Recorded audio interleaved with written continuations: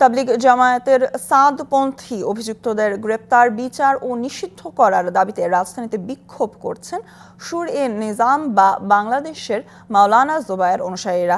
এই নিয়ে সেখানে কথা বলছেন নেতাকর্মীরা। আমরা যুক্ত হব সেখানে, জেনে নেব তারা কি বলছেন। আপনারা শান্তিপূর্ণভাবে, আমরা সবসময় ওলামায়ে কেরাম শান্তির পক্ষে।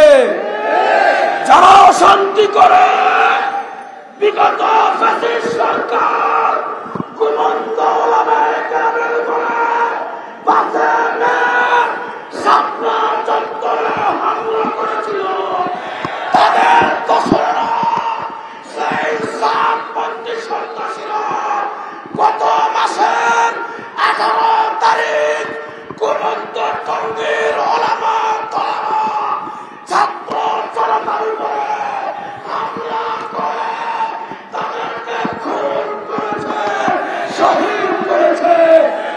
কালার এক্সপার্ট, জর্জ স্যাপ এবং মাইল্ড অন হ্যান্ডস টেকনোলজি সমৃদ্ধ অরিক্স ক্রিস্টাল ওয়াশ আপনার খুনিদেরকে রক্ষা নেই, রক্ষা নেই, রক্ষা নেই।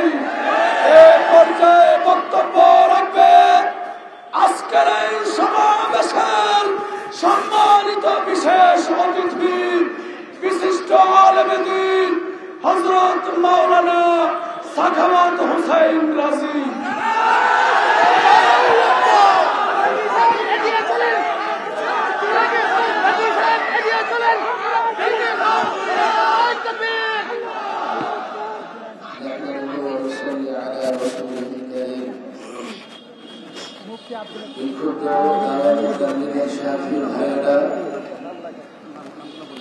ছাত্র ভাইয়েরা, ওলামায়ে কেরাম,